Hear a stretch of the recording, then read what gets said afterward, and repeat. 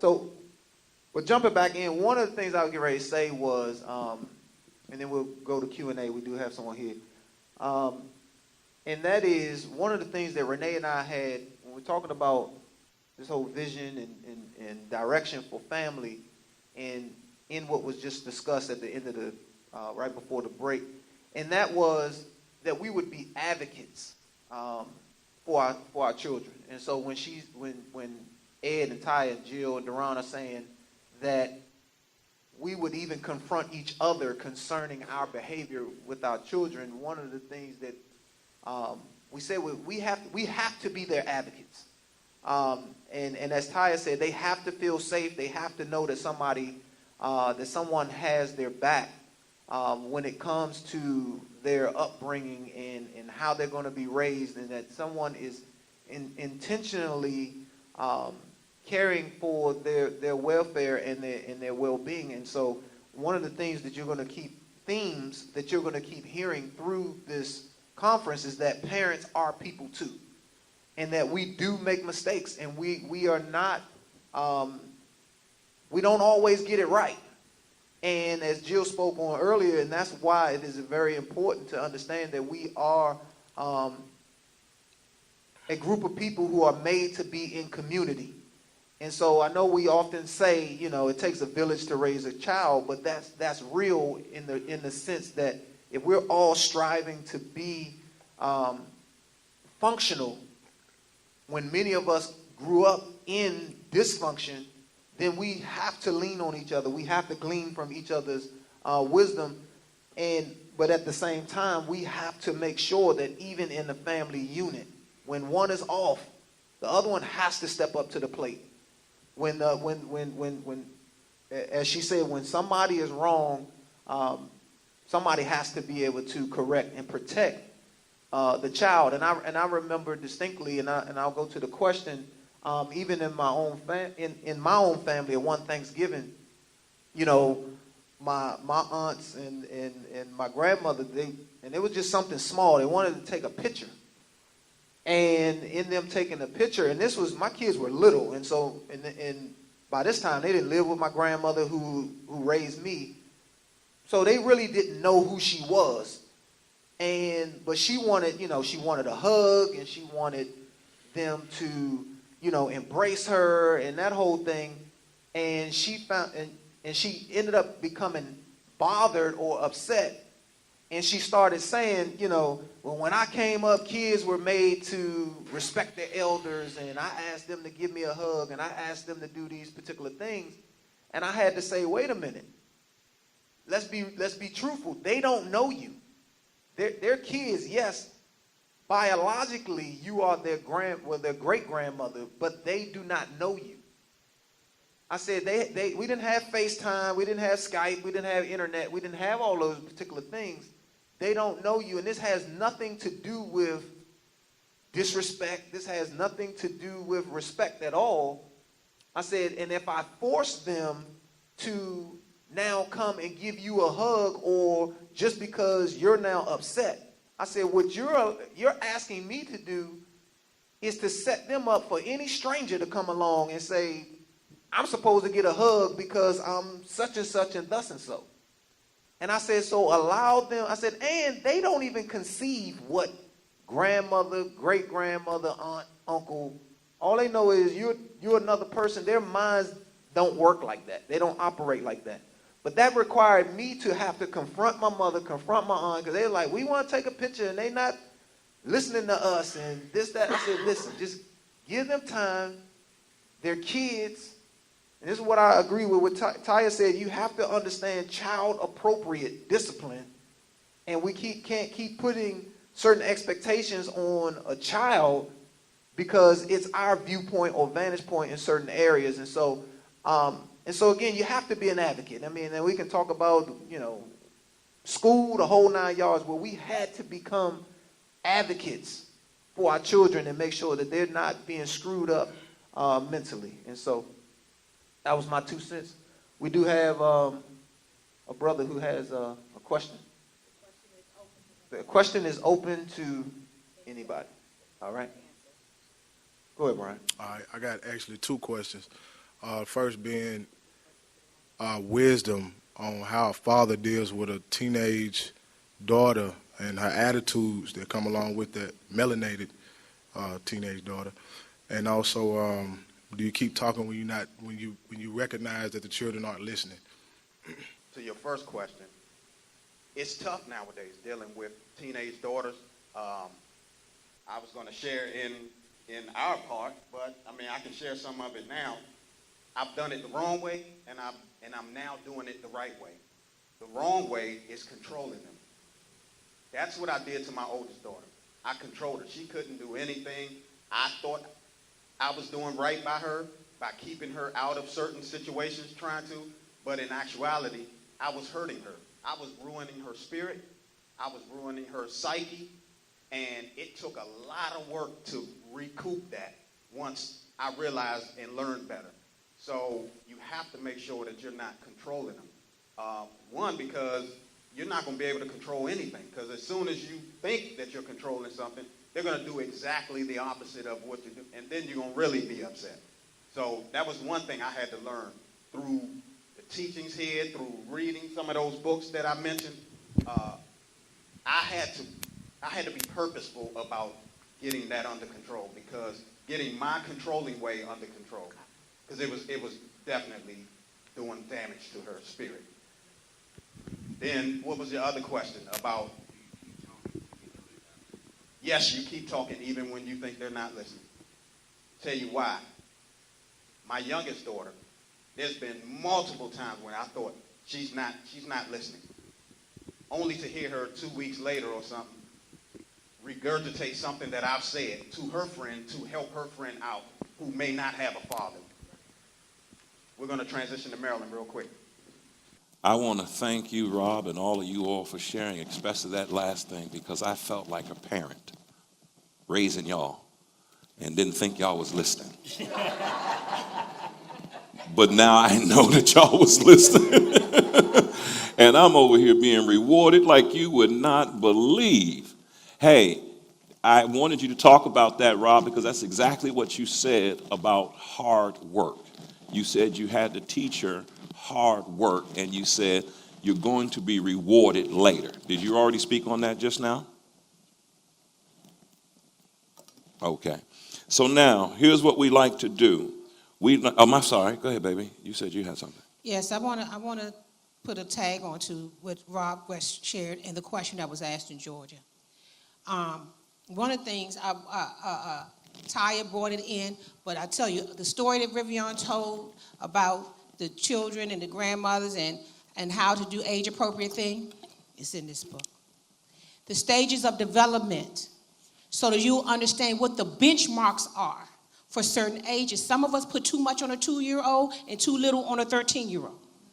And if you don't understand the benchmarks, why am I talking about the benchmarks? Because that's biological. It is how they're built. It is what their brain absorbs. It is telling you where they are so you'll know who you're speaking to. You're not speaking to your baby or your little kid when they become teenagers. So you'll get to read what I call a cocktail, what I call when I'm talking about teenage and kind of what they're going through. And I know this because my daughter's 36 now, can come back and tell me this is what I was going through. I didn't like doing that. I didn't like challenging you that way, but I felt like I was crazy. You know what she tells me? She said, people ask her, what age would you want to be? Would you ever want to be again? She says, never a teenager. She said, I never want to be a teenager again. Because my mind, it was so much going on. The second thing I want to talk about is the person who said, from Rob Weston, and they're talking about listening and whether your kid's listening. Everyone has, and Deron will talk about this later or maybe tomorrow, everyone has a temperament, but there's also a style of hearing. Everyone has a style. Everyone has a way that motivates them. Some people, because of their temperament, you can't come at their heart. They have to know that you support them first. And if you let them know they were supported, then their ears and their hearts will open up to what you have to say. But if we address people with our likes and dislikes, because it's so comfortable for me, that means it should be comfortable for you. Big mistakes that most of us made, especially me. And it should be comfortable for you. Then what happens is they're close to you because they don't hear. They're not hearing. Some aggression is too much for a person who's mild-mannered. And God made them that way. God made them that way. So if you understood that there's certain kind of talk that motivates. If you want them to listen, you want to make sure they're hearing. If you want them to hear, you got to make sure they're not closing everything up to you because you are dominating and you don't know it. I have a very pushy personality.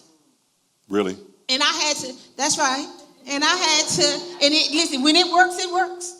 I like all parts of me, the good and the bad. Or I'll say the strong and the weak. Let me put it that way. So all that, strengths, weaknesses, but sometimes if you don't know your child's temperament and if you don't accept it, it's not for you to change it.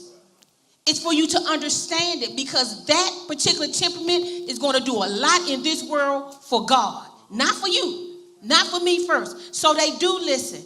They do listen. And there is a style of hearing that we have to adapt ourselves to when we're dealing with somebody. And we won't get into all of this. This is just part one of Family Matters. This is just the introduction. I talk to each and every one of the people in the church differently. I talk to Mimi one way, talk to Donna one way, I talk to Ashley one way, I talk to Ed one way, I talk to Jill one way, I talk to Red one way, I talk to Renee one way, because I've taken into account where they live. When we do this disc families, I'll just share this last story and then we're going to transition. There was a guy in our church. He was a teenager.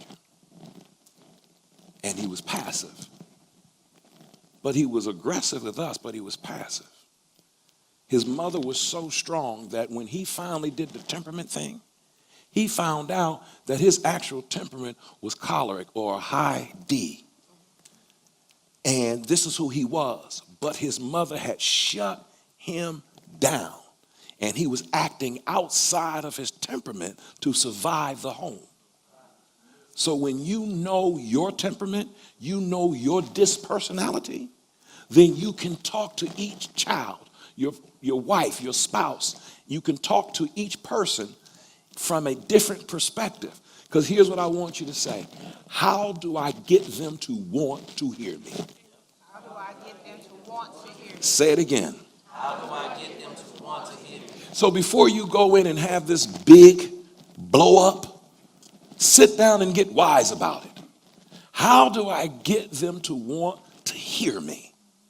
That they would know that I'm on their side. Last thing I'll say, and we're going to get to it, family meetings begin with dates. I took my daughter out on several dates I'm going to let y'all go, Joe, but these are the things I taught them from when she was 9, 10, all the way, so that she knew you have a man that you can rely on, period. I'd like to transition. We have a question? Go ahead.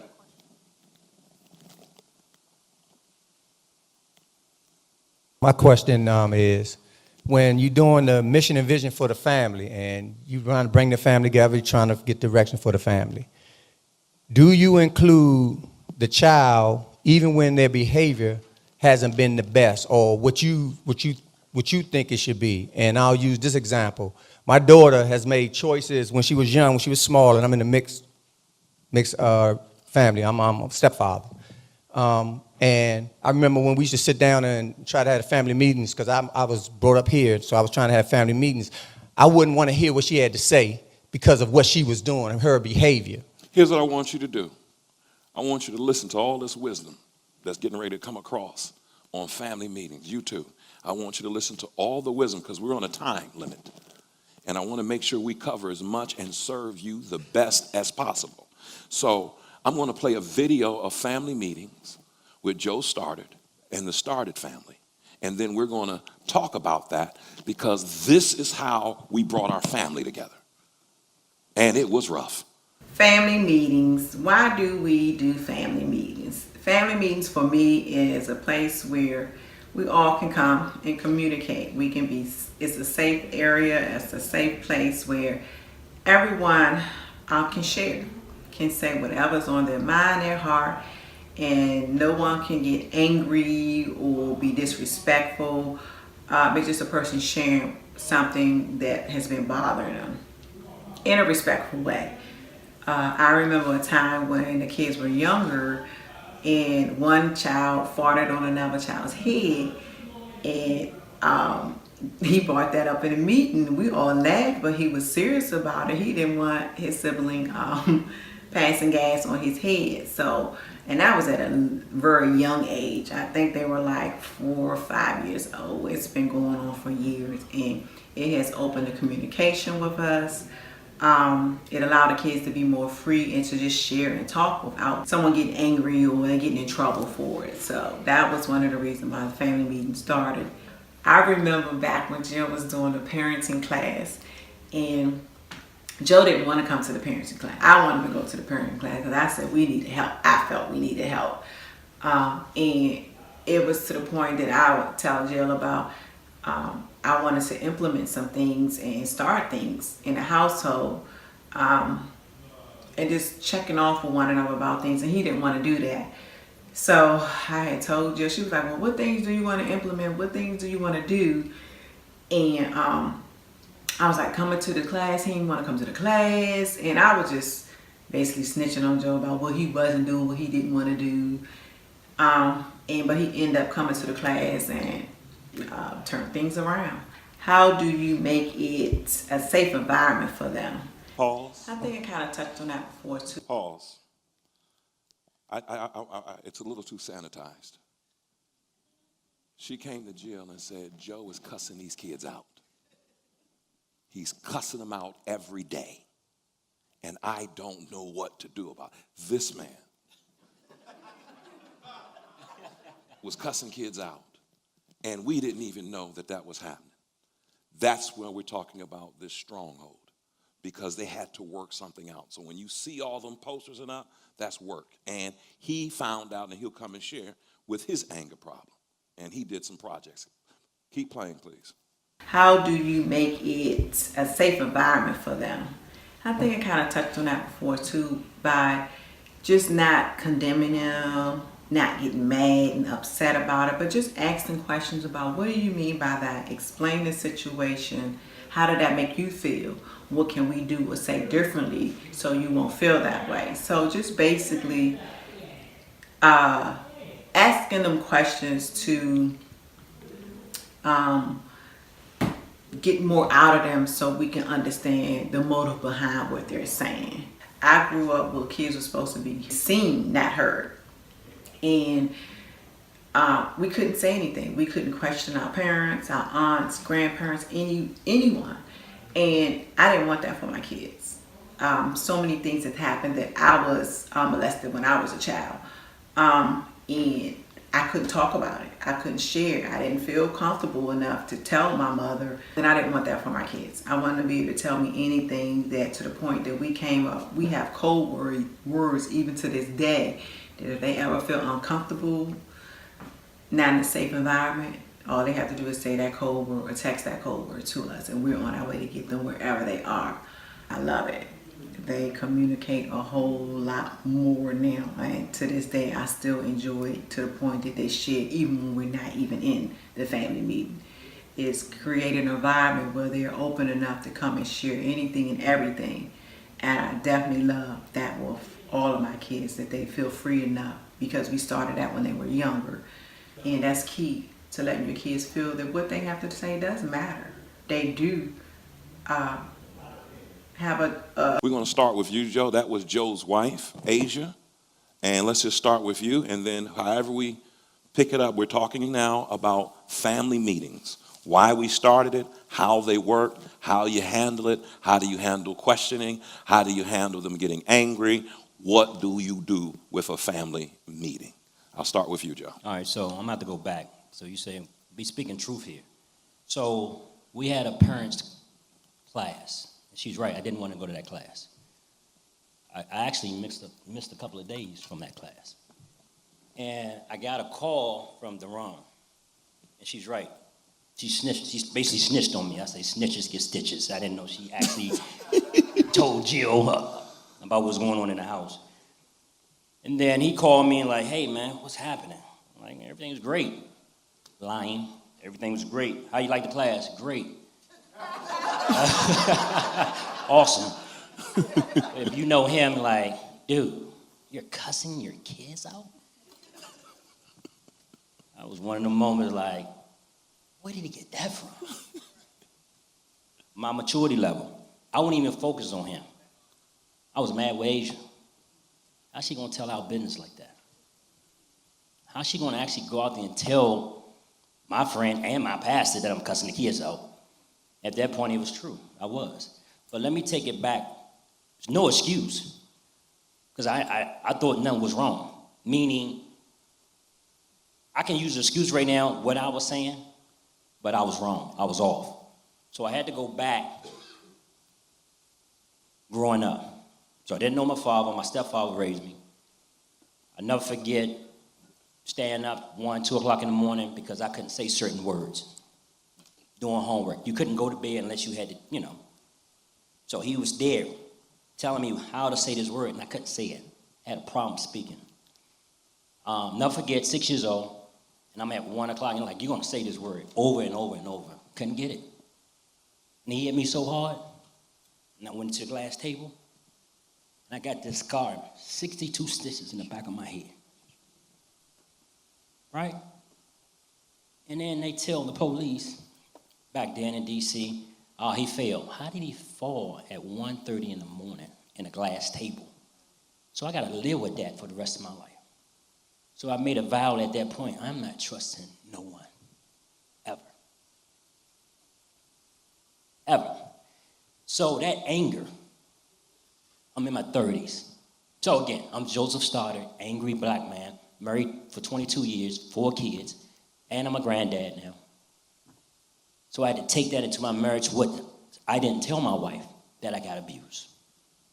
I didn't tell her what I went through. So all this was in my household. And at that age, when you get older, you always say, well, I don't want to be like my mother.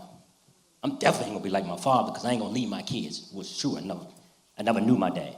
But I'm definitely ain't going to be like my mother. That's what I said. And then you found out, and then you do the same thing that they was doing. And I was raising my kids out of fear. So that cussing part would, coming in the house, one thing about my stepfather, everything had to be in order. Nothing could be out of order. So I can walk in the house and don't speak to no one because I see dishes in the sink. And I had a problem. Nothing could be out of order. And so, we all adults, what is that shit? Didn't say hi. What is this shit in the sink? No hi, no nothing. And I was raised from him, if I made the money, I get to do what I want to do. I get to say what I want to say because I'm providing for my family. I was taught this. And so when my wife shared with shared with Deron that this man is doing what he want to do. And I'm like, I am doing what I want to do. So it get to this point. So I told her, we laugh all the time. I say, I'm so glad that you told Jill. I'm so glad you told her. I needed help. I really needed help because I was not hitting my kids. Just that verbal, that tongue is dangerous. It's mean. That tongue is mean. And I was trying to sugarcoat it. I'm providing for the family, though. So to get to the point with the family meeting, it was so much. And if you see the first video, not the first video, I share in that video.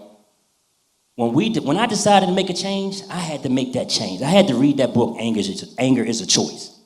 I had to stop using excuses. My dad wasn't there. This happened to me. I had to get some help. I had to go confront my stepfather before he passed and share with him because this man told me, you got to deal with that. So I had to deal with that head on. Can I jump in for a second? Yes, sir. Just because I know part of the story. We were working in Jamaica Grill, and you started working with me, and as you began to work with me, we realized you weren't confronting certain people. And then they taught a class. He and his wife was teaching a class. And I found out in that class that the wife left to go make some copy, and another woman got up and started teaching the class while she was gone. So when Asia came back, this woman had taken over the class and had taken over for the last 10 minutes. So Asia was the teacher. And I said, Joe, and what did you say? He said, I ain't say nothing. Y'all may not believe that about him now. He said, I didn't say nothing. I said, well, why didn't you? He said, I don't know. And we sat there in that car in that parking lot and we talked. And I said, Joe, you got to find out why you got this shame and what's going on. Because you're punking out. What's going on? And that's when he told me he had been molested. And when he told me that, I said, brother, if you're going to go to the next level, you got to confront this. And you got to confront this man while he's alive. Because what y'all don't know is he was getting ready to lose his best friendship with Rivian. Because he was pulling the same stuff on Rivian that he was pulling on everybody else. And Rivian said, hey man, I have loved you. I have given you every part. I was in the car. He said, I have loved you, but you about to make me walk away from you, Joe. Because he wouldn't trust us. Because he trusted no one. And he had 2 men in the car saying, we love you, man. But you got to stop treating us like we strangers and just going off and doing stuff and ain't said nothing to nobody and then talking about, I'm going to help you. That weekend, he flew to Atlanta and they had a face-to-face because I had seen him pump. He was passive on some different things. And he said, I had a problem. Then you went and confronted your father. Yes. And that is what began to remove what was going on in his family. I'm going to give you one more thing. Talk about what did you do? You built something. You built something, and they had to give you permission whether you could build again. The house. The house. I know you y'all know stories. we owe, right? I know. All right, okay. I think it was the house. I had to build a house, and they had given me, I don't know how I started that project, and I think this is really how the family meeting started too, based off some things that you shared. I don't have the whole detail, but I know I had Let to me build a just house. tell you. Please. He said, Jill might know. he says, I cannot, his kids, he had a Lego house. That's right. And he said, every week they could give me permission on whether I could build another wall or another part to that house based upon my behavior choices. You may be old, but I'm not that old. Right. But I'm remembering this because this is spiritual. Right. Because I was so impressed because there were several weeks where he got to build no house. Go ahead. It took me a while to build that house, though. I finally built that house, though. You're right. I finally built that house, and I think out of that, we started the family meeting. Okay. And based off out of the parenting class, and I agree because I wanted the best for my family. I wanted the best, and so I went and got the help, read the books, had to go to counseling, dealt with my past. But if you see the first video, that first family meeting was rough. It was very rough because, like Asia said, we wanted the kids to have a voice. And when you give kids a voice and they had a safe environment, oh my God. You're going to be sitting on your hands, shaking your feet. You can't talk to me like this. Jill would do the same with me. Go ahead. And I have Janaya at that time, and so we get to say what we want. And you got a person like Joseph who's like me, yeah, okay. And that first one was, daddy this, daddy that, daddy Let's this. stop right here. Play the video. This is early on when he's first recognizing, I got to make a switch.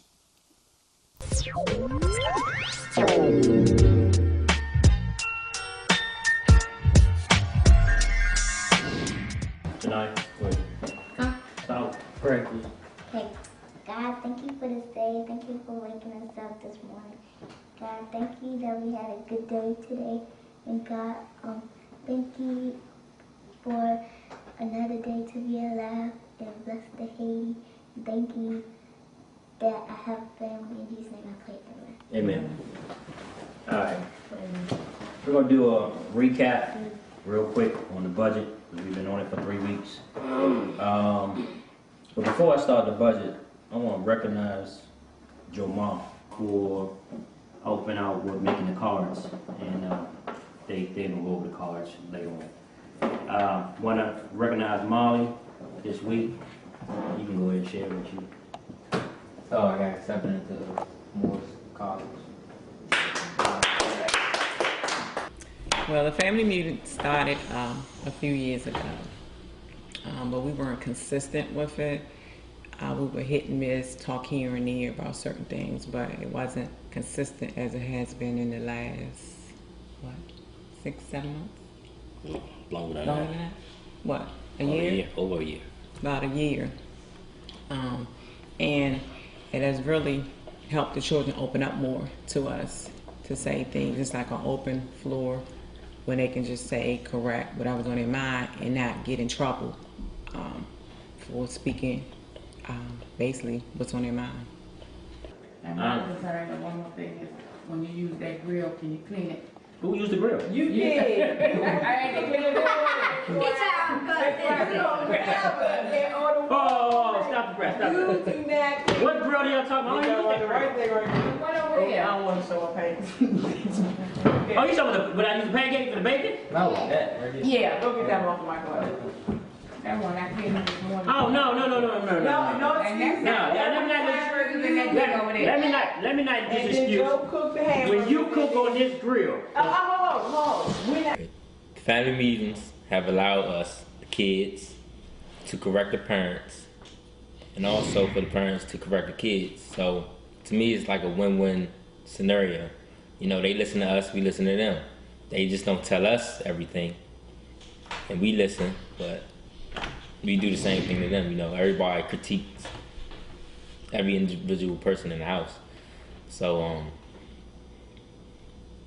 it's not a lot of chaos, and everybody's not controlling one another, and everybody's just on point.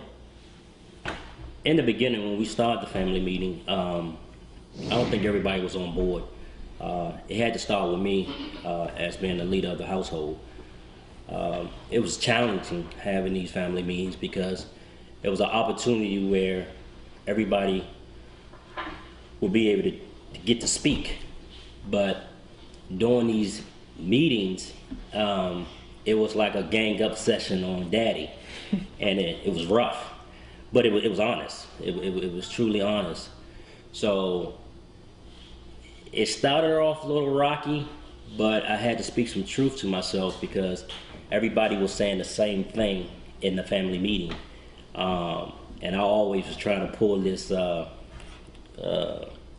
the head of the household. What I say, rule goes. yes, and sometimes that didn't work. No. So in the beginning, it was rough, but I had made a commitment to my family to continue to have these meetings. I made a commitment to myself to make sure that whatever said in the meetings, that it won't be no repercussion on the kids. They could be open, they could be honest.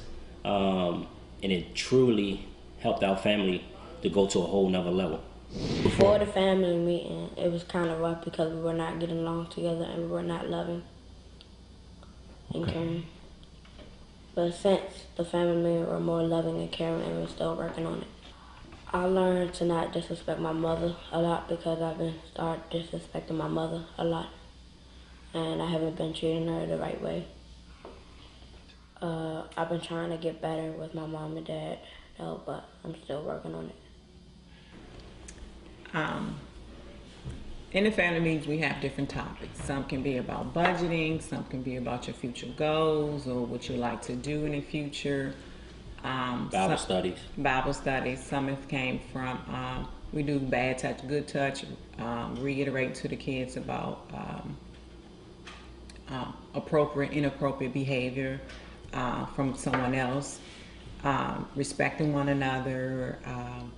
It can be whatever's going on. If we hear something in the news about something, it could be, it's various on what we discuss. Fire drills, now to get ready, we're just discussing about getting ready, investments about silver, gold,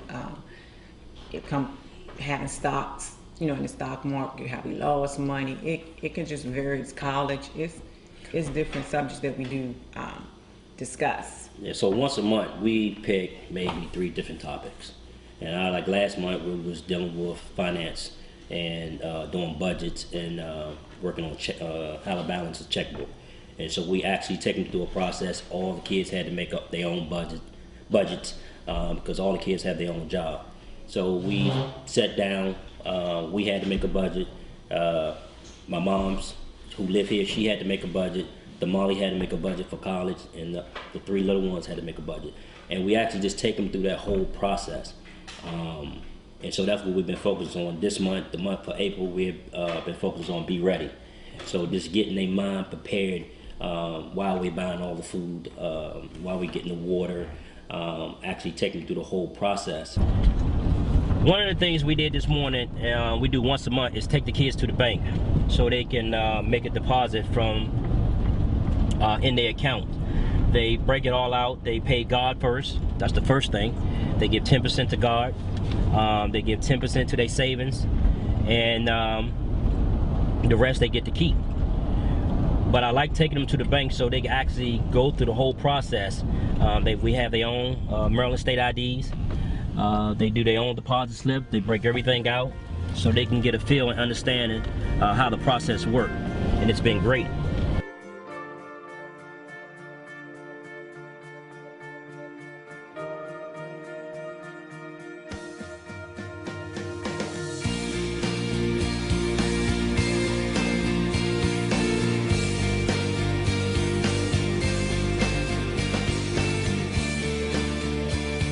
That's it. Who want to close it out in prayer? No, Dad. Do you want to do it? Go ahead, Molly. Go ahead. No, don't do this. Molly. Oh, yeah. He's silent. Molly, Molly? go. Alright. Everybody just pondering a little for a minute.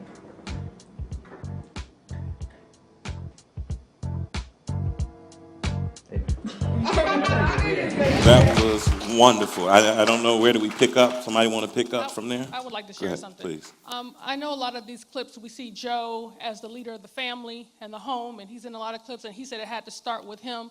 But sometimes that's not possible for all of us, okay? And it was not possible in my household in the sense of someone being ready for that. But I felt like God had given me a vision, and he had set me on the page to say, it's time to do certain things in the home, even if everyone's not on board. And so not only was, I felt like there was a huge season, and still some to today, that I was functioning as the spiritual leader in the house. So sometimes that may come from you, Mom. If you are single, you may be in the blended family, there may be a lot of functions you're playing, but that may start with you. So don't get discouraged if you see these videos and you're just like, well, Joe got it together, and he started the meetings, and he humbled himself, and he told on himself and all those things, because sometimes it doesn't happen that way. Like my husband would come in the house and he would change the entire energy. Me and the kids were rolling, flowing all day, and he would change the entire energy because of maybe being on that everything got to be on order, they checking in, that they zipped up, and they all these things. So when I had to start some of these family meetings, I started it with just me and the kids, and saying, hey, I recognize this. Dave, to your point about, whether they should be a part of the meeting, they're almost central to the meeting if we're really talking about the why and what we're doing as a parent, bringing them their face and saying, I see that you're doing this. Why do you feel like you need to do this? What's happening here? And me allowing them to have a voice. So when we start talking about transitioning to even being open to have difficult conversations with Dad and to be able to say, hey, I talked to the kids about this. What do you think about this? They had to already have that space and that time where I would say to them, what you see is true. Yeah, I always affirmed what they saw. What you see is true. So I'm not going to sit here and say, oh, Dad's doing this because this, and that is the Holy Spirit. That's the thing that God has given you to be able to recognize something that seems to be off. You're right, it's off. Now, what we do about that off, we all have a part to play in that. So I want you all to see that you as the mom can start setting something on a path and on a direction to say, we're going to move forward in this way and believe by faith other people may come along. And that's the same thing with blended families, because 2 of the kids that are in our household were from 2 other families. So in the sense of when I married my husband, he already had 2 kids by 2 other women. So, and he was functioning as a single parent. So he came with those 2 kids, plus we had a kid of our own. So now you have 2 different families that are represented, plus us in the same household. I'm not trying to get everyone on the board. I'm trying to say that what's happening right now in our family is coming from a lot of different areas, and we have to take a focus and a look on that, but that actually begins with the kids. And so bringing them into a family meeting, a space, is very important. And I'll just, go ahead, baby, go ahead. And I was going to say this too. You know, y'all probably going to hear this all is in the book, okay? But also, Hood to Harvard, it's on Amazon. It's on Amazon. You can download it now and that. support a family, You a black absolutely family. can. And you will understand all of these principles that they're talking about. It's all there. But I want to say this. If we can get to the point where we don't think that our children correcting us is the same as challenging us, I think we feel challenged because that's the mindset we were taught from those who brought us up, that if you said anything, then that they didn't know what to call that energy of being dark in the light. They didn't know that was what darkness feels like when the light is shown on it. It feels uncomfortable. How many people know this is true? If I turn these lights off and it was pitch black and I put them on real fast, all of our eyes would burn. You would do that because light is it comes so hard against darkness, even when it's done in a mild manner way. So if we could, once we all could get past the fact that correction was not anybody trying to hurt you, but that had to happen with Felicia being corrected as an adult from adults. Jerron being able to go out and call Joe on something. His wife snitching. In the community of God is not snitching. In the community of God is not snitching. That's street term. And we bring street term in, and then when God sends us these helps into our space, listen, Dr. Shine, I told on to Ron. She sure did. I went to a meeting with Dr. Shine. I was miserable. She told everything. Because I couldn't tell anybody about this thing that this person was doing. And I went, and we were supposed to just go down there for one reason, and I used that as an opportunity to say, let me say this, Shine. She bum rushed, she ambushed me. Listen, you need to get your boy. But no, I told Shine, and this is what he said to him. He said, and when you get in that car, you better not fuss at her either. How many people know when he got in the car, he fussed? No, for 2 minutes. I ain't say nothing. I was the recipient of it. I'm telling you, I know what I'm talking you're about. right. Let me not clean it up. Listen, that man busted me out. He told him. He said, you faking, man. You ain't doing it. But what's my point here? Please make your point.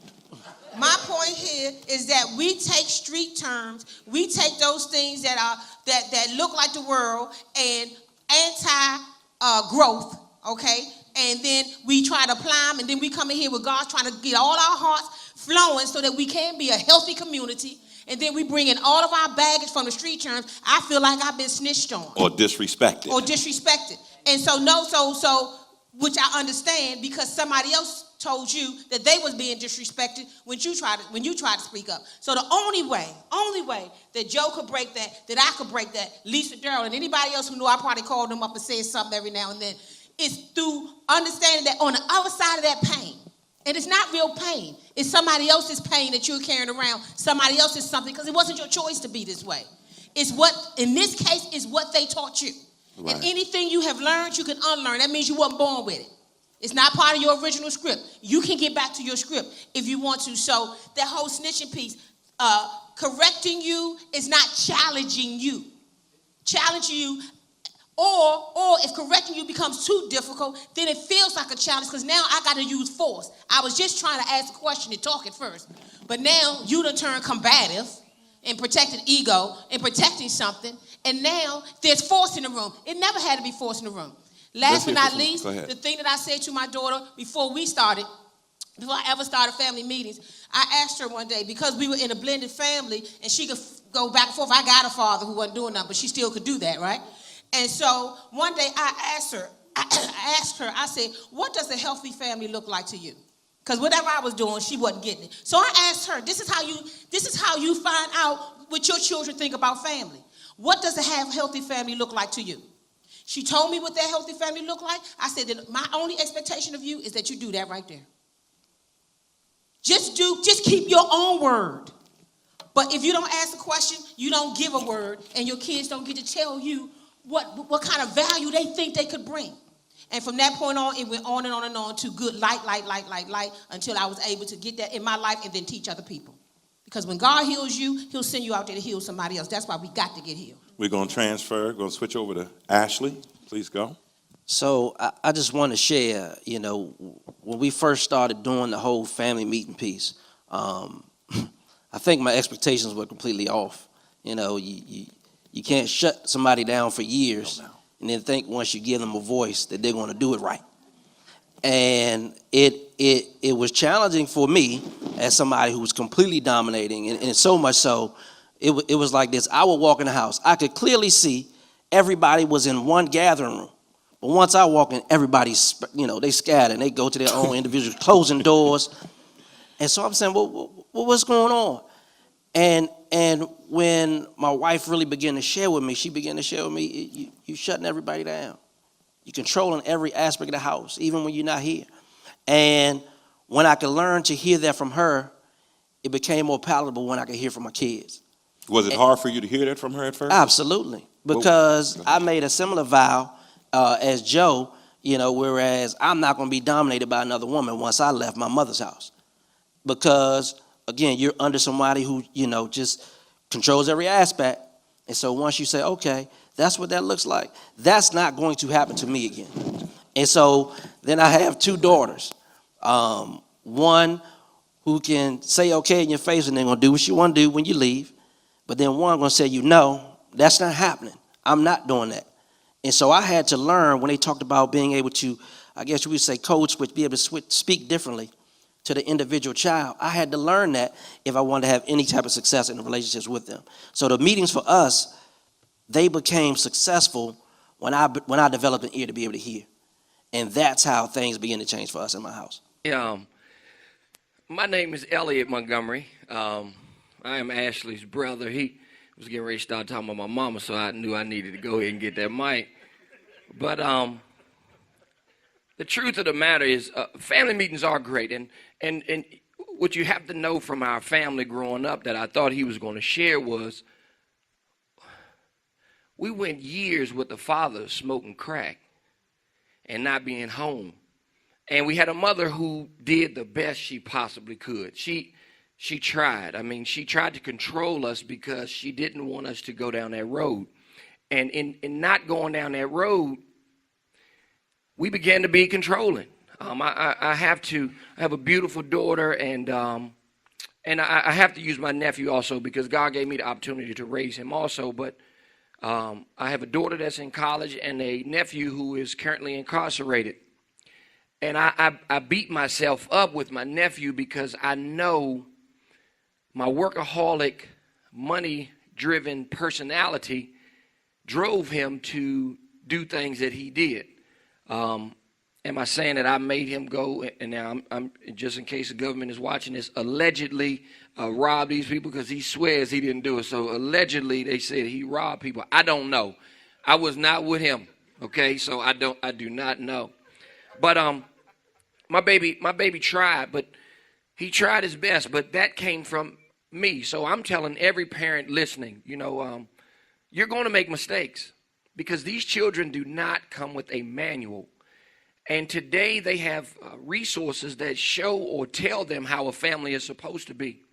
So I have a daughter who is in college, and to God be the glory, she's medaled from track her last two in her freshman and sophomore year. And I remember Jill telling me one time because she was playing soccer at the time, and Jill told me, she said, Ellie, where y'all coming from? Because we had a play or something. I think it was Junkyard Kids, and I was coaching, and she said, what does that mean? I had a little coach's jersey on, and I said, well, I was coaching a game, and Lundy scored like 6 goals, and I pulled her out the game. And Jill said to me, she said, why would you do that?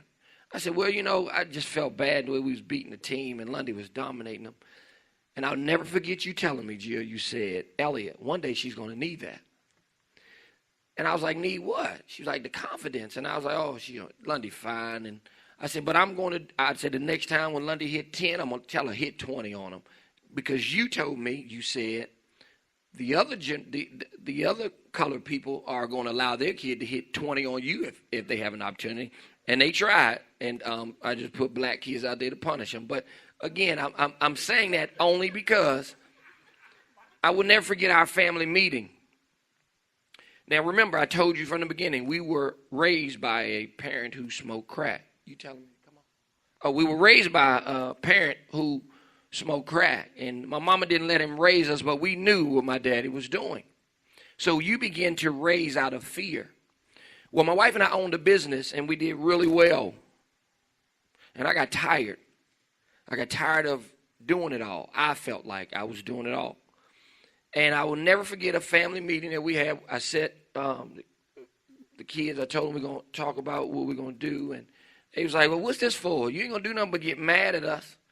And I was like, no, I'm not going to get mad. And I said, I'm changing. And they said they didn't want to hear that. So I said, well, listen, I got to voice my opinion now because I don't like the way y'all treating me. Because, again, we are domineering people. So I explained to them that my wife, I said, look, you guys, we're going to close the store. I'm in there. Okay, all right. Sorry. So I told them at the meeting, we're going to close the store.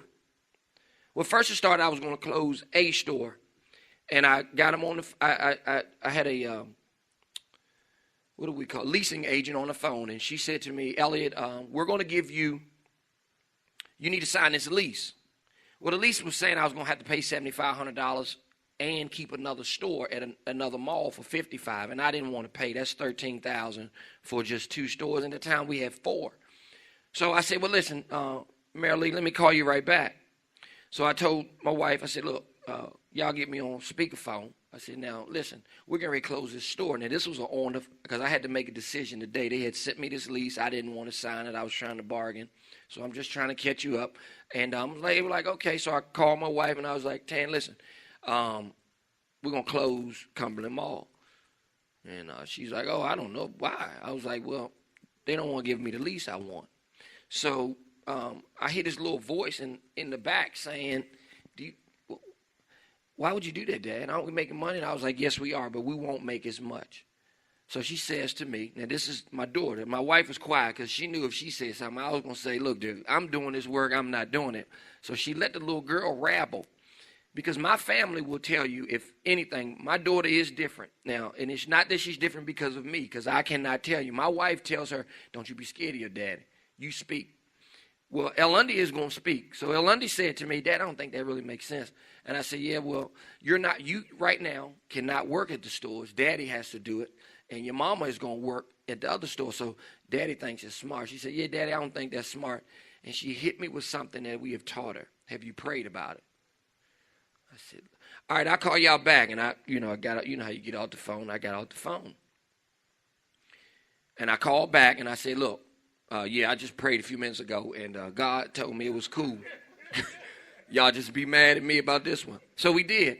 So to our last family meeting in reference to the stores, I sat everybody down and I said, look, you guys, at the time I was coaching. I was doing really well. I had been doing very, very good. And I told them I'm ready to coach. Well, at the time, my wife wasn't running the stores. I was. And El Lundy again was in school. And at the time, my nephew, he was incarcerated, so he couldn't be a part of it. But I made the comment. I said, look, I'm ready to close the stores down. And this was a physical meeting. And my daughter says, Dad, I don't think you're really thinking about this. How are we going to eat? And I said to him, I said, Lundy, it'll work out. And she says, Dad, that doesn't make sense. And my wife said, Elliot, I don't think you've really thought about this. I said, I have, Tan. I said, I know that I am really not a nice person. And my daughter says to me, now, you right about that, Mom. And in not being a nice person, I said, I want to be a better person. And I'm not happy doing what I'm doing. And my daughter says to me, I got you. My daughter says to me, okay, Dad, I don't think that's smart. And my wife says to me, but Elliot, we've trusted you this long. We believe that you've prayed about it. You do what you think is best. And that family meeting was, I think, our last one because we did close the stores. Now, I will tell you this. We did struggle. I will never forget, I had to come in here one day and I said, Riv, I don't have no money to pay my car insurance. Is there any way you can help me? And he said, sure. At the time, we were eating noodles out the food pantry here, but God did bless us. And today, you guys, again, I struggled because of fear. I thought my baby wasn't going to be able to go to college.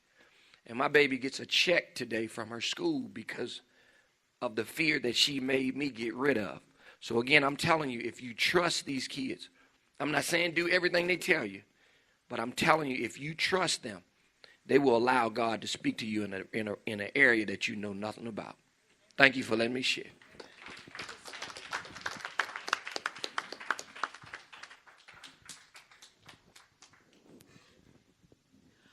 I just wanted to add one more piece, and I'll be very brief.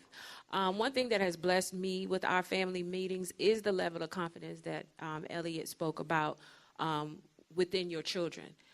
When you allow them a voice and you allow them to confront you as parents, we're probably going to be their biggest fear of confrontation.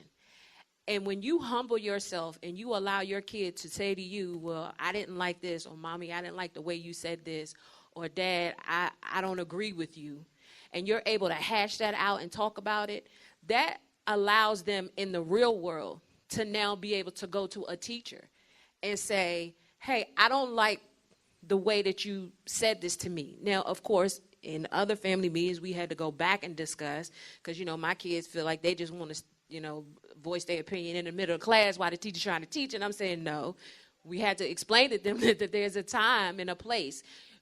When the incident happens, let it happen, and then you talk to your teacher afterwards. But I think the blessing for me, especially for, African-American kids who, again, we've been taught to be seen and not heard, to be able to see that they're able to carry themselves in a level of confidence and go to a teacher and say, I don't like the way you said that to me. And then we would have to have parent-teacher conferences because now, your son is being disrespectful. So now we have to, again, talking earlier about the protection, sit in a meeting with administrators and principals and saying, well, how is that disrespectful? If somebody says this to you, would you not feel like that was unfair or, so then we would have to hash those out. But the blessing to me is that my kids are able to say what they feel to whomever it is. So whether it's myself, my husband, or whoever, when they feel that they're being wronged or they feel that they're being disrespected, they have the confidence levels to be able to confront it regardless of who that person is. And so that begins with family meetings. It begins with family meetings. So I just wanted to add that piece. For us, we didn't call the family meetings, we called them safe talks. And if I go like a little bit into the past, I remember one day, me and Sahir, we were living in an apartment, so we hadn't had any kids. And I was talking to Joe on the phone, and we were having a good old talk. And after I got done, Sahir she said, I want you to talk to me like that. And the thought was just like, okay. But I went to God on it, and I wound up going back into my past and understanding that how my household was when my mom came home, and she did the best she could, but with the stress and whatever she was going through, we didn't understand that. So when my mom came home, I remember it was me, Kayana, and her brother. We would be upstairs, and we would be playing video games. So when she would come home, we would hit the door open, and we would literally look at each other to say who's going to speak, because we didn't know who was going to come home. And I'll never forget, I said, hey, Mom. And so we went back to playing. I didn't hear anything. And I said, hey, Mom. Said it again, didn't hear anything. So waited a little while, so I went downstairs, and my mom was sitting on the couch, and I said, hey, I spoke. And she was still looking at the TV, so she didn't even look at me. She said, I heard you. She said, I just didn't feel like speaking. And at that moment, I said, I'm not doing this no more. So I must have been like maybe 14, something like that. So fast forward into the future, when Sahir said, I want you to talk to me like that, I started to go to work, and during this time, I think I was in management, and I would go to work, and I took a little pamphlet with me, or a little, tablet, and because I remember talking with Sahir, and I said, you know what, you're like really colorful, and it's funny, I had someone working in human resources, and I would say the same thing. I said, you're really colorful, and she was like, what do you mean? I said, it's like you explain everything, like, your day is real time. Mine is, if it's Thursday, I'm just getting a download from Monday, from how I felt or whatever the day was, because Sahir would say, how's your day? And I'd be like, it was all right.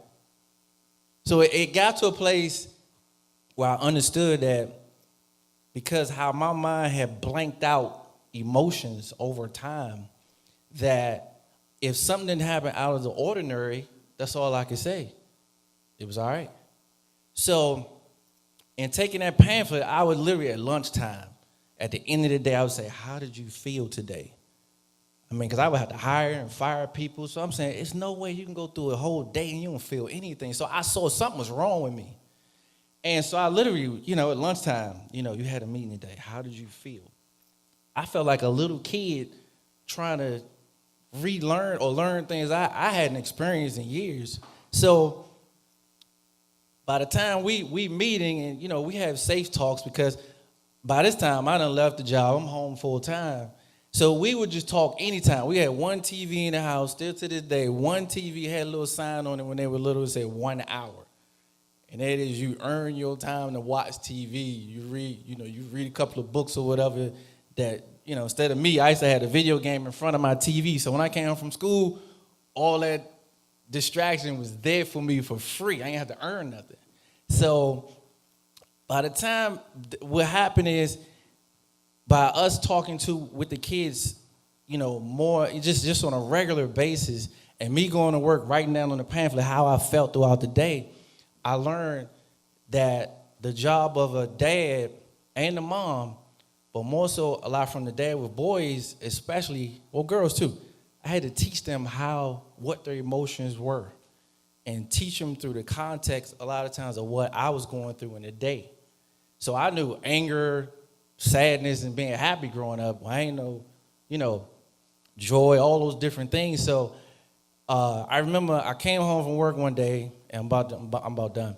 And what blessed me is I come home, and I was tired.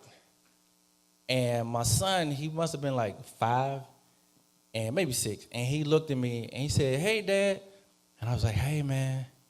And he said, now, before I walked in the door, I was writing on the thing. I was like, okay, how did you feel today? What happened through this day? So when I walk in, it's like, hey, everybody, because I know I got to put on that different hat.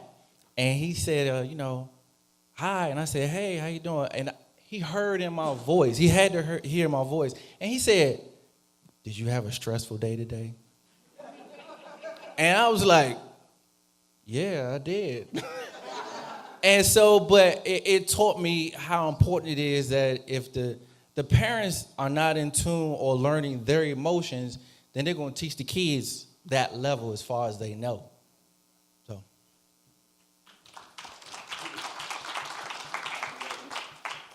Gotcha. For me, the family meetings, I tried them in the beginning. When I got here, I learned about the family meetings. I tried them, but I was not in a position to have them. I'm going to be flat out honest with you. I was too angry. I had been Deron had sent me to anger management because of something I did here in the camp. I was too angry. Flat out was in control. Flat out was just an angry person. And so the family meetings didn't happen. But what did happen was that I did put in the work with me. And once I started working on me, totally everything, telling everything, Joe, any of them could tell you, they know my story. I had a guy that was going here, come to my house. I had called him there to talk to my daughter, Natalie. But by the time he's sitting there and I was just getting off work, he said, hey, man, I need to talk to you. And so telling on myself. So I ain't telling on myself. No, I just opening myself because I needed help. I needed somebody to help me. So I really wanted to love my wife. I really wanted to love my kids. But I was just streetwise. And I had to learn how to be spiritual. And so that's what helped me with the Family Matters thing. I have family talks with my children, but I find that one of my children seems to like to always get off topic and start attacking another. What do you do how do you keep them, or I don't know how to put it, but how do you make sure that there is a proper level of respect for one another? Even though you're venting and you're expressing yourself, how do you teach them, okay, it's okay to express how you feel, but this can't turn into an attack session where you're picking on somebody? Here, I'm gonna let her do it. But I told Ed, I said, you gotta disciple your son, man. I said, you keep trying to have these sidebar conversations. If you know that they're attacking and you go look up attack, then y'all do a study as a family. What does attack mean? What does compassion mean? I told Ed, you're trying to help your child with anger, but you're not discipling him. What is anger? And I said, you got to have those meetings. So if you see Talita did not, and I'm ready to go to you, Jill. Talita, we realized she couldn't lose. And and her daughter is the exact same daggone way. If she can't get something, she want to just throw everything off and do all of that. So we had to turn our TV off and everything and buy games and just talk about fairness, talk about this. Now that cost us because I had to stop looking at TV.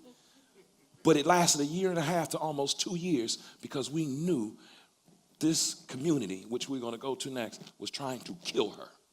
Media. And we had to switch it up. Here's all I'm going to say. I'm going to let Jill close this out. What I wanted to say to you, and any parent who has a child in a room and they're displaying something, you are blessed. Because as long as it's hidden, you can't change it. But if you call it attack, see, if I call it attack, then I won't call it anger. Attack is what you think it is. But whatever the attack is and how you're seeing it, it's coming from what is the spirit of it. If the spirit of it, as Deron just said, is lack of compassion, if the spirit of it is anger, then you know how to help your sick child. But if you label your child as something else, you're not going to see that you're getting the opportunity to have something down on the inside come out so that you can address it. Talita being in the middle, 7 or 8, about 10, playing the game with Deron and I thought we was doing well. All of a sudden, she just pushed all the stuff off the table. I couldn't believe I'm saying, did she really think she can do this to us? I mean, that was in my mind. But the bottom line is, we didn't see that as disrespectful. We didn't, you understand? We didn't talk about how disrespectful that was. We saw her spirit in that, not our offense. And so sometimes we look at things and the world tells us these things are dark, but it's God's bringing the darkness to the light. So you are blessed. That's it. Because you know he feels that way. And he has no words. And when children have no words, just like babies, they holler, they scream, and they fall out. So give him words, but you pray about it first. There you go. You pray about it so you can go get the right kind of words for the spirit, for his spirit in an age-appropriate way, to help him deal with his out-of-control emotions. Because what's the other side of it? If he gets out there and he wants but he wants to partner with somebody, a lot of kids are very smart, but their emotions, it ruins them. It is their emotions that ruin them. And emotions, all of those things that happen outside, they should be able to practice with me and you. Talita can practice. She has to be able to get angry in the house. That's the only way I'm going to be able to tell her how to handle it when she get in the street. You don't want to wait for your children to do it in the street and blow their whole future. Home is where I practice that. Home is where you learn. You keep going. Home is where you learn. And what we had to do at that point is that you get to express how you feel, period. And there's no retaliation.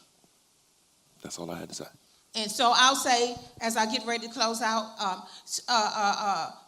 and family meetings help that. Deron was in a family meeting, and our very first one, and when Talita said something he didn't like, he started swelling all up. She started talking about I was sucking my teeth, and she can't stand it. Sucking my teeth. And I'm like, hey, man, you're going to have to get over it.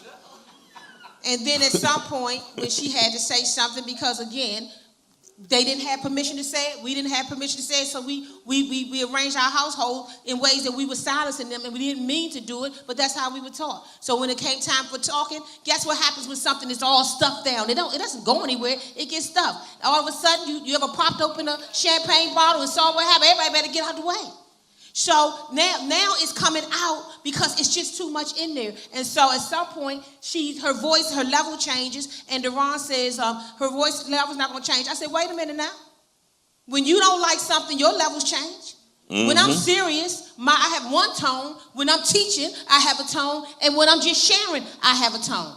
And if I get to do that, and if we're not controlling our emotions, why should she? And she said she gets to be upset and have a tone. She just can't use certain words. You can't label, you can't call names, but you can have a huff. Because sometimes that's the only way you know how to say it, because you've been so angry and suppressed for a long time. And let me tell you something. Let me finish. So love in a safe place. Letting somebody know that you don't have to be afraid of me. Go ahead. You don't have to be afraid of me. And let that come out. Because on the other side of that is something that the world needs. And it's trapped by a dark energy. Let me tell you. And it needs to come out. Talita said, people don't talk. Because she's used to us talking about problems. And she says, these brothers, they don't really wanting to talk. We're going to wrap it up here. I don't know if you understood this truth. And then you go to disc and we close out. I don't know if you understood this truth, but there was a reoccurring thing that took place. I talked to Lisa. I talked to Daryl. I talked with Ashley. I spoke with Taya. Taya spoke with Jill. Donna spoke with us. It takes a community. And it takes a community without an ego. These people had to go through some stuff, man, and it was embarrassing to talk about. But they had no choice. Elliot is doing a great job. But the next time we get together, he's going to do an even better job. At this point, it was, say, exposure. And so the goal was for you just to see, okay, this is a job, and I must be full-time, and it takes a village. Don't be ashamed. Don't be ashamed, because everything you're doing, they're going to act out one way or the other. Jill, you go ahead and close us out with prayer, and we're finished for today. You most certainly can, baby. Huh? I'm sorry. David had a question. Go ahead, brother. This is Cabby's son. Yes. And Crazy, used to be. Yeah, and I wrote it down so it won't take a long time. Okay, so coming from a child's perspective, it's definitely touching on what LaWanda said. My grandma might ask me, can you talk to me for a second? You talking to me? No, I'm talking to my mother. Go ahead. Can I talk to you for a second? Not right now, Mom. Ask me again. David, can I talk to you for a second? No. Now, do y'all think either one of those was disrespectful? No. Exactly. So there'll be times where your children won't want to talk, but what you don't want to do is play games with them. You ask the question, so you were expecting an answer. Don't just do stuff to do it as if you're saying, oh, can I talk to you for a second? And you only require them to say yes. Right. So, yeah, treat them as they are human beings and they're a respectful person so you can receive it. The only other point, pay attention to who they are, not what you want. Mm-hmm. My mother knows this. I will leave the house this way. 2 hours later, and I look like this. Mm-hmm. And she learned to accept that and adjust with me, not just, oh, here you go, you're a teenager, you got mood swings. No, something happened. The last thing I say is your child may come home with something different. They be like, man, that's blowing me. Check that. Don't automatically say it's disrespectful. Figure out where that came from. They didn't leave home with it. They came back with it. So sometimes you just need to check the spirit. That's what's going on with your child before you just chastise them and call them disrespectful. Because as a child, you're a sponge. You as an adult, you learn to get things and deflect it, but as a child, you just accept everything and then you display it and see if it works or not. Some parents, like my mother, who took the time to learn herself, goes through the process to talk to you. Other parents will just slap you because you were disrespectful, but you don't even know what you said. 2nd grade, called somebody the B word, came home and said it in front of my mother. Obviously, I didn't know what it meant. So, yeah. And she went, great thing, last thing. Great thing is I had a father there and a mother at that time. She went off. It's the B word. She went off. My father, he said, well, wait a minute. Where is this coming from? He said, hey, come calling me. I'm in 2nd grade. I have no idea what I just said. But my point is, check the spirit of those children. Ask, where is it coming from? And respect them as the respect that you would want them to give you. And then that's how that process works. Well, let's say thank you to David. This helps me. Let us transition into what he said and why that wasn't so possible for us and why that's possible for most of us right now. Because we not only learn temperaments way back when, but we talk about that and we keep that alive in our space. So when we talk about doing disparenting, this is a version of what I call a different personality type, a D, a I, a S, and a C. And remember, I talked to you earlier about how to speak to them, what motivates them. And some of those things, those lines we cross because we just thought as parents we could do it. One of the points I would make in my book is that children are people, they're not property.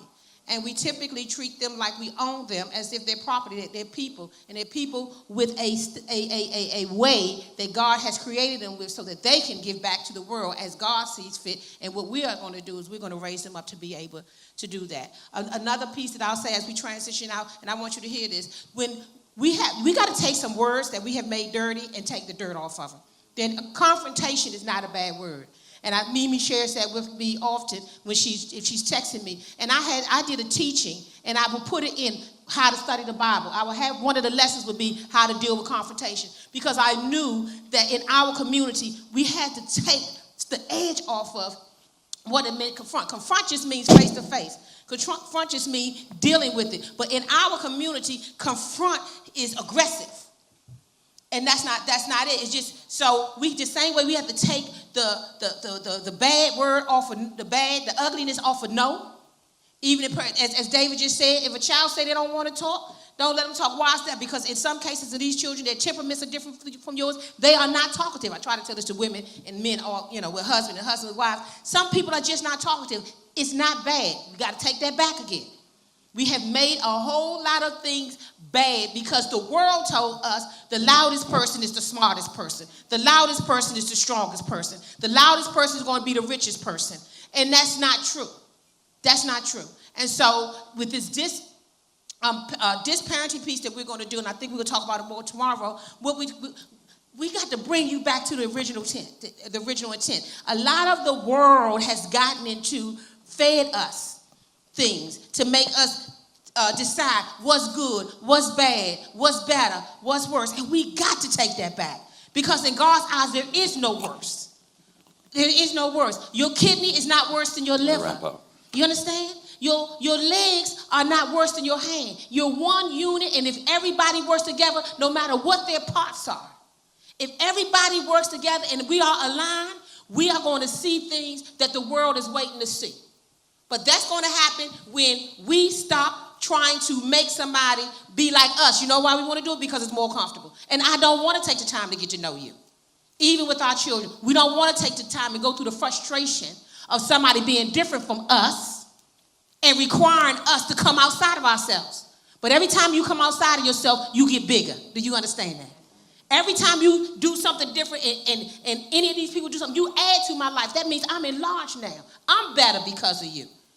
And I'm not better when I'm not with you. I'm better because you are a part of my life. And we've got to go back to that basic. And if you get there, you have the respect and the value and the desire to want to listen to somebody different from you. Otherwise, we attack things that are different from us. And that's from biblical to other ancient talks. When we don't understand something, we talk about it. We attack it. Things that we don't understand. And we've got to get past that. Amen. Hey, listen up. Most important people in here is you. Most important people in here is you. I don't care how many people in this room, how many people in that room. Thousands of people's lives will be changed because of today. Because of your energy you brought in here, we vibed off of your spirit. Riv and Elliot and all that, we vibed off of you guys' spirit. And I asked them, touch heaven. This is not on us. This is y'all stories now. We can tell ours, but you all have lived it in the midst of it, and it's still fresh. Tomorrow we're going to talk about social media, and we're going to talk about how you deal with this anger and all this, and it's going to be a great wrap-up. I have a belief that this is going to go viral. I have a belief that this is such a help for family right now. And my prayer is that when we put this out, it helps everyone.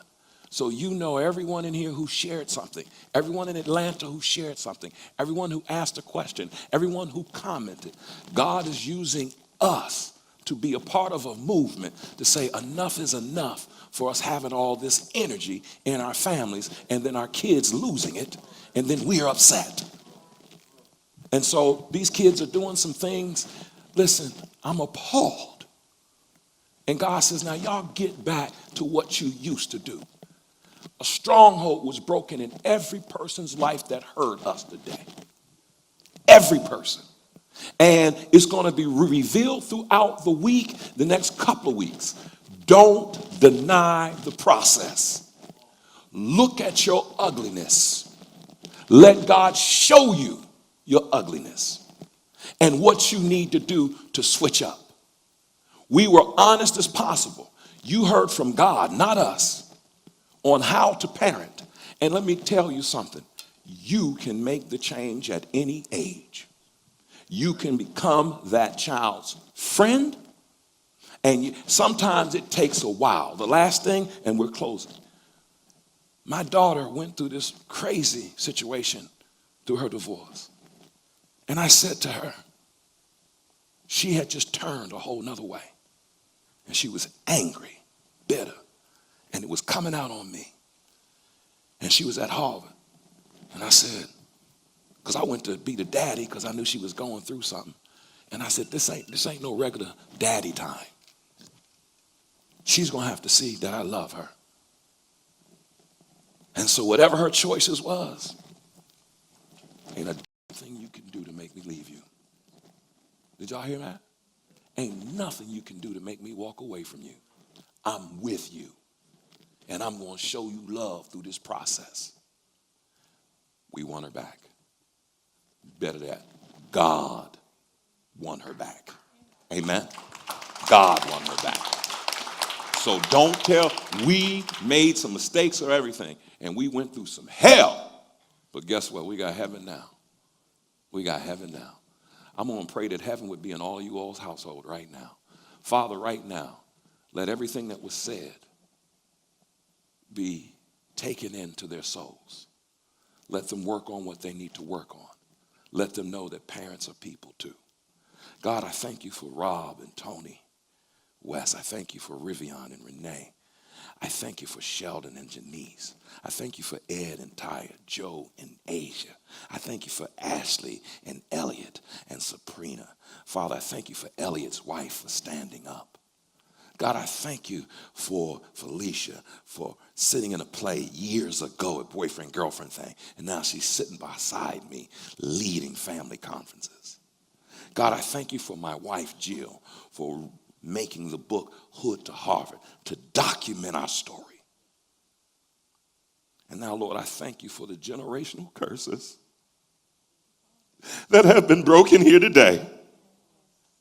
And I thank you for the parents that will hear that they are people too. And they have their struggles and they have their issues. But God, Jill and I are witnesses. Something good can come out of the hood. And I thank you, God, for these parents here. They have been some excellent people. And I thank you for their transparency and their ability to confront their demonic strongholds and become different people. Let me say why, God. Because we didn't have to do a lot of work today. The work has already been done. And I thank you for the parents that are here. Y'all have no idea what God is going to do with your life after this. Repeat this after me. By faith, I will complete the process. by faith, I will allow God to reveal to me where I need to be healed. Now let me pray for your healing. Father, heal them. Heal them in the areas they need to be healed. And in the same way, God, when Talita watched Jill and I stop arguing, when she watched us make a transition, help somebody understand you can make this transition right now. Don't care about pregnancy, don't care about heroin, don't care about nothing. Love covers a multitude of sins. A multitude of sins. And I tell her on a regular, you can't do nothing because you made my life credible. You made my life worth it. And so y'all take this. This was downloaded to you all by some serious people, spiritual people. You heard from on high 10, 15 years worth of struggles. And people had victory. And I don't care how it looks today. Train a child in the way that he or she should go. And when they are older, they will not depart from it. If you are a living witness, stand to your feet and let's give God a praise. Come on. Come on. Amen. Come on. Come on. Come on.